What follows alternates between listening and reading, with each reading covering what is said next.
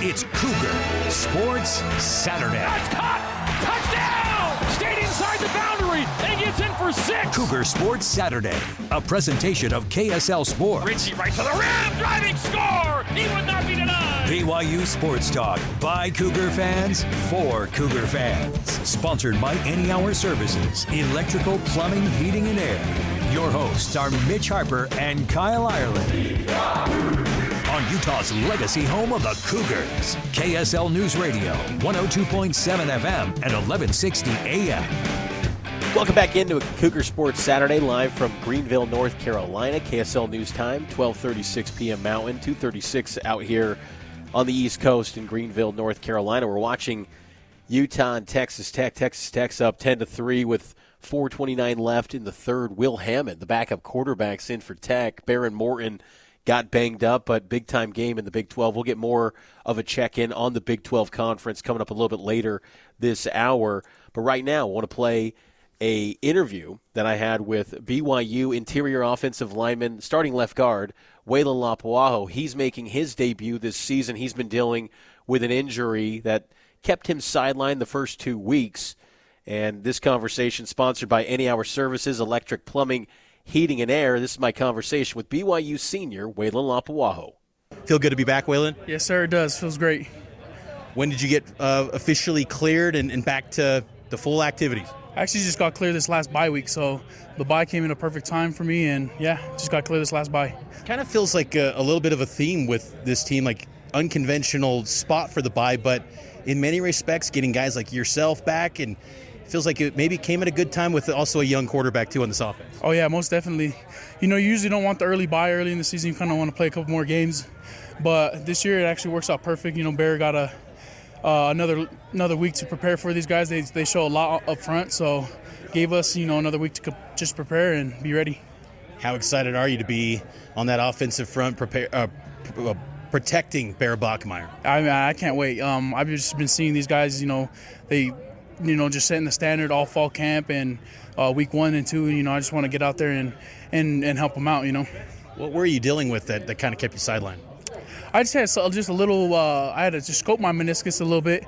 I've been on it for a little bit, but it just started bugging me a little bit more this year. So we just wanted to get that done now, so we don't have to do it later in the season. Well, this is a big year for you too. It's your senior season, so you've been one of the best, if not the best, offensive lineman on this team. Like, just what's the expectations you have for yourself coming in your senior year? Man, I have a lot. This is my last ride with the Cougs, which means a lot to me. Just playing out there at Lavelle. I'm only gonna have so many more, so just taking advantage of that and then just taking advantage of being around the boys in the locker room. I know the next level is a little bit more business-like, so just being around the boys and enjoying that is one of the things I'm appreciating a little bit more this year. What were areas of focus for you, whether it's physically, mentally, to get ready for this final season? What were areas that you wanted to improve? I just think mentally just staying at my best shape all year. I know my last couple years I kind of get lackadaisical, if I'm being honest about myself. So just be my best, from day one when I get in here all the way to the last day we play. So. And how do you feel, would you evaluate to this point? Now, I know it's game 3, but how do you feel like you're doing on that front? I think I'm doing a lot better than I have been, trying to step up as a leader and show the young ones, all the little details, they matter. You might not think it now, but when it comes down to a game like Kansas, Arizona State, you could really lose by 2 yards, so every little thing really matters. This offensive line, there's a lot of new faces this year, but when you bring up the young ones, there's the guys that are well experienced in college football. Jada, Gentry, Bruce Mitchell steps in.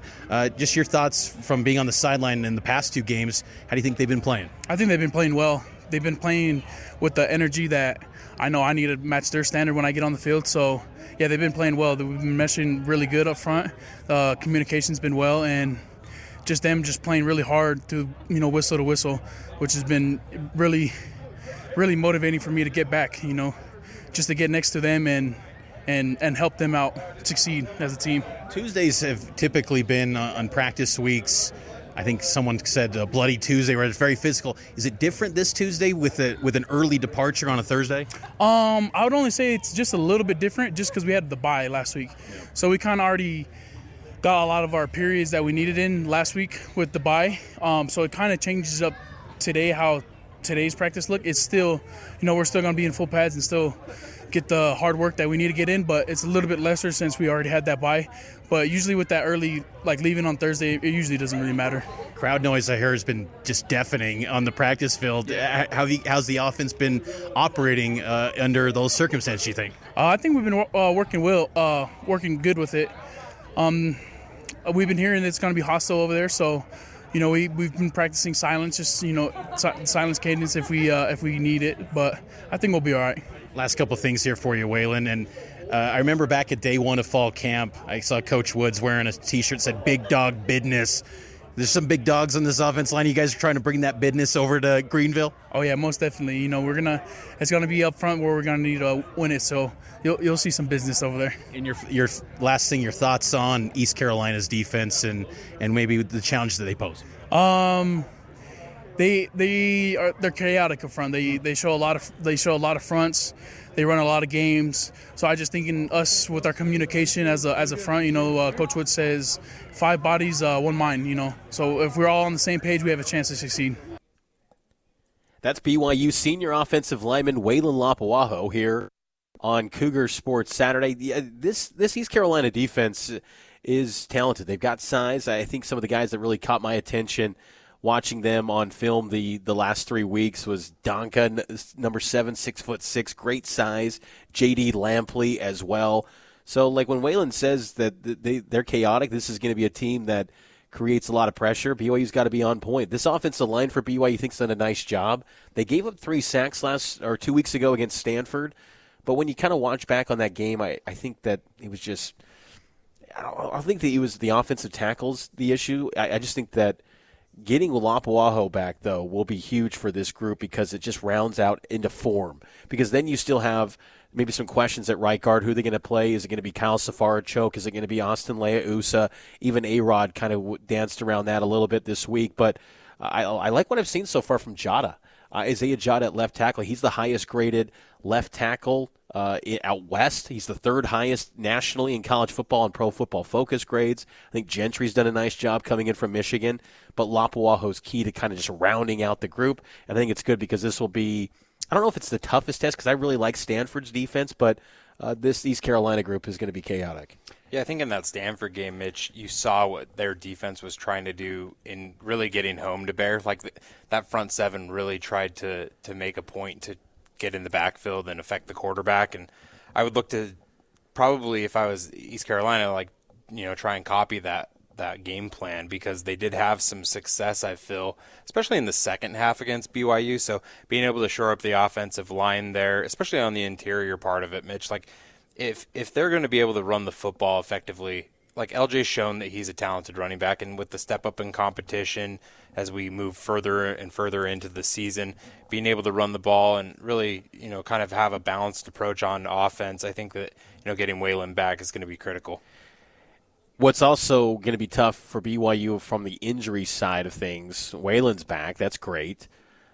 But they're not going to have JoJo Phillips, star wide receiver, redshirt sophomore. He suffered an injury against Stanford, and that's of note because JoJo was emerging as Bear Bachmeier's favorite target. This was Aaron Roderick on BYU's wide receiver unit without JoJo. JoJo's a big loss. I mean, there's no one guy that replaces JoJo. He's very talented, and we just started getting him going in that Stanford game, and then it's a shame. We're going to really miss him. But we have some other good players at receiver that they'll step up, but it'll be a by committee thing because it's hard to replace 6'5" and a guy that can run like that. But I have a lot of confidence in the other guys. Do you have confidence, Kyle, in those wide receivers as well with Chase Roberts, Parker Kingston, and now Cody Hagan getting a start for BYU tonight against East Carolina? I do, in Cody Hagan in particular. I've watched Cody all the way from back at his time at Corner Canyon throughout his high school career, and then obviously played quite a bit last season getting off the mission. And I think that this is going to be his first real big opportunity to show what he can do on the outside as opposed to just playing special teams like he did a year ago. But you saw that first game, his speed against Portland State, being able to get around the edge, and he was gone. Cody's super talented, really fast, and I think that as he grows into becoming, a starting caliber wideout for BYU, we're going to continue to see that talent shine, and it won't just be flashes here and there like he did against Portland State. But we're going to take a quick timeout. We'll come back on the other side. We'll check in with BYU's opponents in the Big 12. We'll see what that score is up in Salt Lake, Texas Tech, and Utah. You've been listening and are listening to Cougar Sports Saturday, powered by KSL Sports.